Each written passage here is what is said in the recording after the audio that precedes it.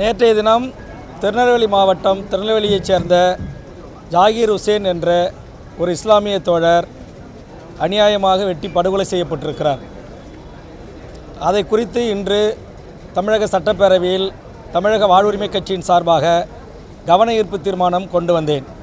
இந்த கவன ஈர்ப்பு தீர்மானத்திற்கு பேச வாய்ப்பளித்த பேரவைத் தலைவர் அவர்கள், இது எதனால் நடைபெறுகிறது, ஏன் இதுபோன்று தமிழ்நாட்டில் அடிக்கடி இந்த சம்பவங்கள் நடைபெறுவது என்பதை குறித்து சில செய்திகளை அரசுக்கு ஆலோசனையாக சொல்வதற்கு நான் சில விஷயங்களை பேச முற்பட்டேன். அது அங்கு முழுமையாக அந்த வாய்ப்பு பேரவைக்குள் எனக்கு வழங்கப்படவில்லை என்பதற்காக எனது அருமை பத்திரிகை ஊடக நண்பர்களின் சார்பாக அரசின் கவனத்துக்கு கொண்டு வருவதற்காக உங்களை நான் சந்திக்கிறேன். சமீப காலமாக தமிழ்நாட்டில் நடைபெறுகின்ற இது போன்ற படுகொலைகள், நிறைய கொலை வழக்குகளில் இளம் சிறார்கள், அதாவது பள்ளியில் 10ஆம் வகுப்புக்கு கீழே படிக்கிற பள்ளி மாணவர்களாலும் கல்லூரி மாணவர்களாலும் இது போன்ற சம்பவங்கள் பெருமளவிலே நடைபெற்று வருவதை கண்கூடாக பத்திரிகை ஊடகத்தின் வாயிலாக நான் பார்க்கிறேன். அவர்கள் இது போன்ற சம்பவங்களில் ஈடுபடுகின்ற போது பிற்காலத்தில் அவர்களுக்கு ஆயுள் தண்டனை கிடைக்கும், தூக்கு தண்டனை கிடைக்கும், தன்னுடைய கல்வி பாதிக்கப்படும், தன்னுடைய குடும்பம் பாதிக்கப்படும் என்கிற எந்த சிந்தனையும் அற்றவர்களாக இருக்கிறார்கள்.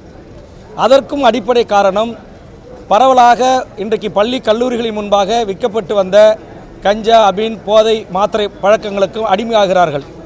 ஆக அதற்கு அடிமையாகாமல் ஒரு சீர்பட்ட, ஒரு செம்மையான ஒரு தமிழ்ச் சமூகம் இளைய தலைமுறை உருவாக வேண்டும் என்று சொன்னால், நம்முடைய ஆரம்ப கல்வி முதல் ஆராய்ச்சி கல்வி வரை அந்த மாணவர்களை பண்படுத்துகிற, பக்குவப்படுத்துகின்ற கல்வி முறை வேண்டும். ஏற்கனவே கடந்த காலங்களில் நீதி போதனை வகுப்புகள் இருந்தன. விளையாட்டு பயிற்சிக்கு இருக்கிற ஆசிரியர்கள் கட்டுப்பாடாக ஒழுங்காக வைத்திருப்பார்கள். குறிப்பாக விளையாட்டு ஆசிரியர்கள் கைகளிலே பிரம்புகள் இருக்கும். அது அன்பாகவும் அந்த பிரம்பை பயன்படுத்துவார்கள், அதட்டலாகவும் பயன்படுத்துவார்கள். கடந்த கால அம்மையார் ஜெயலலிதா அவருடைய ஆட்சி காலத்தில் பள்ளி மாணவர்களை ஆசிரியர்கள் அடிக்கக்கூடாது, வகுப்பறைகளை பிரம்பு வைத்துக்கக்கூடாது என்கிற உத்தரவுக்கு இணங்க இன்றைக்கு மாணவர் சமூகத்தை கட்டுப்படுத்துவதற்கு ஆசிரியர்கள் அச்சப்படுகிறார்கள். அப்படியே கட்டுப்படுத்துகின்ற ஆசிரியர்கள், உங்களுக்கு தெரியும், கடந்த கால ஆட்சியில் சென்னையில் ஒரு வகுப்பறையில் ஒரு பெண் ஆசிரியர் குத்தி படுகொலை செய்யப்பட்டார்.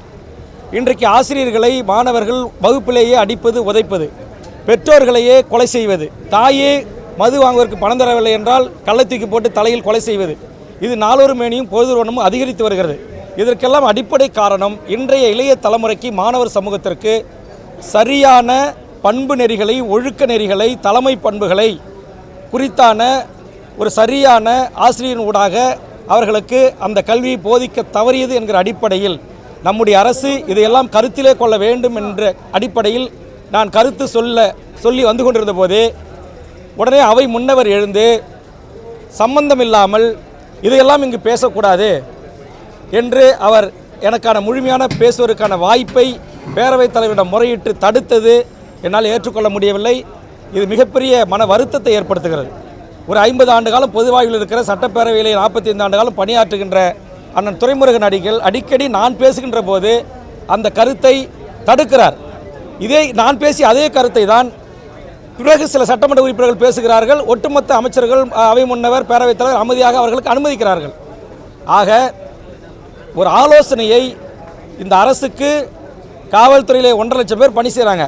அதில் ஏதோ விரல் விட்டு எண்ணக்கூடிய 1% காவல்துறையினர் இது போன்ற தவறுகளை செய்கிறார்கள். அப்படி செய்கின்ற அந்த அதிகாரிகள் மீது கடந்த காலத்தில் நான் சட்டப்பேரவை உறுப்பினராக இருந்து பேசிய கருத்துக்களின் அடிப்படையில், நான் பரிந்துரைத்த அடிப்படையிலே இதுபோன்று சட்ட ஒழுங்கை காப்பாற்ற வேண்டிய காவல்துறை அதிகாரிகளே சட்ட ஒழுங்கு சீர்கேட்டு காரணமாக இருந்தார்கள், மனித உரிமை மீறல்களில் ஈடுபட்டார்கள் என்ற குற்றச்சாட்டை நான் முன்வைத்து ஒரு காவல் கண்காணிப்பாளர், ஒரு டிஸ்ட்ரிக்டினுடைய எஸ்பியாக இருந்த பிரேம்குமார் என்பவரை என்னுடைய பரிந்துரையின் பேரில் அன்றைய முதலமைச்சர் கலைஞர் அவர்கள் டிஸ்மிஸ் செய்தார்கள். இதையெல்லாம் நான் பட்டியலிட்டு இதை முறைப்படுத்த வேண்டும். மக்களை பாதுகாக்க வேண்டிய காவல்துறை அதிகாரிகள் அந்த பணிகளிலே தவறுகளை செய்கிறார்கள் என்றால் அவர்களை ஒன்று இடமாற்றம் மட்டும் தீர்வல்ல, சஸ்பெண்ட் தீர்வல்ல, விரைவாக நீதிமன்றத்தில் நிறுத்தி அவர்களை பணியிலிருந்து டிஸ்மிஸ் செய்ய வேண்டும் என்கிற கருத்தையெல்லாம் நான் மாண்புமிகு முதலமைச்சருடைய கவனத்தை ஈர்ப்பதற்கு முற்பட்டேன். ஆனால் எனக்கு அங்கு வாய்ப்பு முழுமையாக வழங்கப்படவில்லை.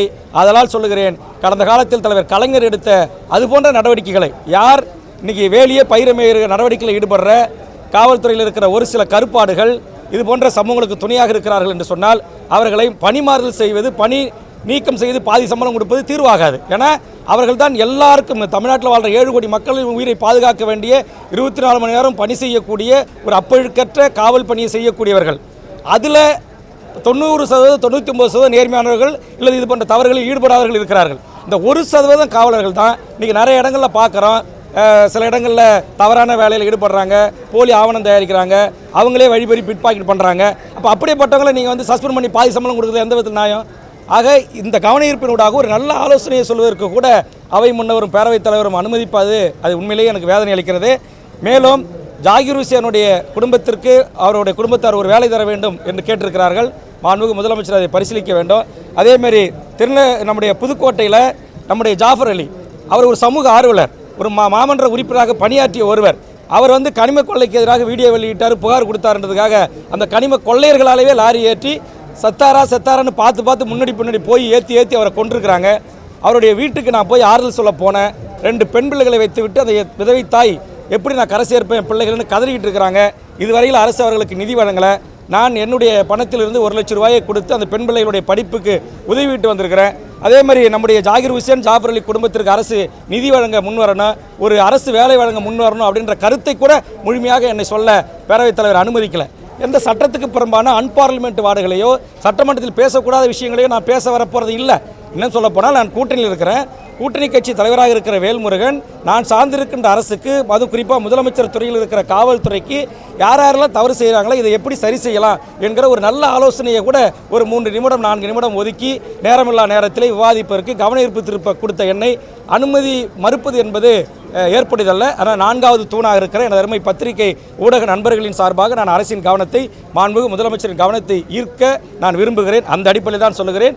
மாணவர்களை இளம் வயதிலிருந்தே நாம் பயிற்றுவிக்க வேண்டும், பண்படுத்த வேண்டும், அவர்களை ஒழுக்க நெறிகளை கற்றுத்தர வேண்டும். இதுபோன்று தவறு செய்கின்ற 1.5 லட்சம் பேர் காவல்துறையில் பணிபுறாங்க. அதில் ஏதோ 1% காவலர்கள் அதிகாரிகள் இதுபோன்று தப்பான விடயங்களிலே துணை போகிறார்கள் என்று சொன்னால், அல்லது வேறு துறையில் இருக்கிற அரசு அதிகாரிகள் பாலியல் ரீதியாக அரசு பணிகளிலே செய்கின்றவர்களை துன்புறுத்துகிறார்கள் என்று சொன்னால் அவர்களெல்லாம் மன்னிக்கக்கூடாது. அவர்களெல்லாம் டிஸ்மிஸ் செய்து அவர்கள் மீது துறை ரீதியான வழக்குகளை பதிவு செய்து அவர்கள் சட்டத்தின் முன் நிறுத்தப்பட்டு அவர்கள் சிறையில் அடைக்கப்பட வேண்டும். அதற்கான வழக்கை நீதிமன்றத்தில் அவர்கள் சந்திக்க வேண்டும்.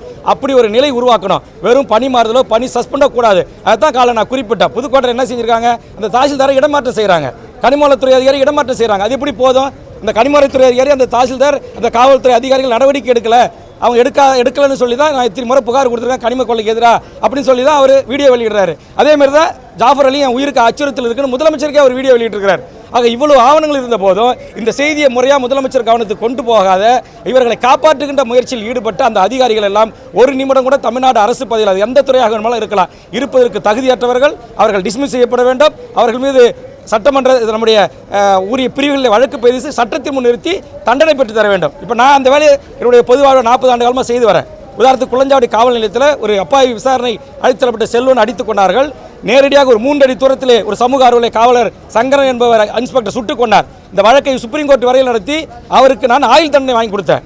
அதேமாதிரி பிரேம்குமார் அவர்களை அஷூரன்ஸ் கமிட்டி சேர்பர்சனாக இருந்து டிஜிபியும் உள்துறை செயலாளரை அழைத்து அவர் மீது ஒழுங்கு நடவடிக்கை எடுத்து அவரை பணி நீக்கம் செய்ய வேண்டும் என்று பரிந்துரை செய்தேன். மாண்புமிகு முதலமைச்சர் கலைஞர் அவர்கள் அதை உத்தரவிட்டார்கள். ஆக இவ்வளவு முன்னுதாரணங்கள் இருக்கு. நான் ஒரு சீனியர் சட்டப்பேரவை உறுப்பினர்.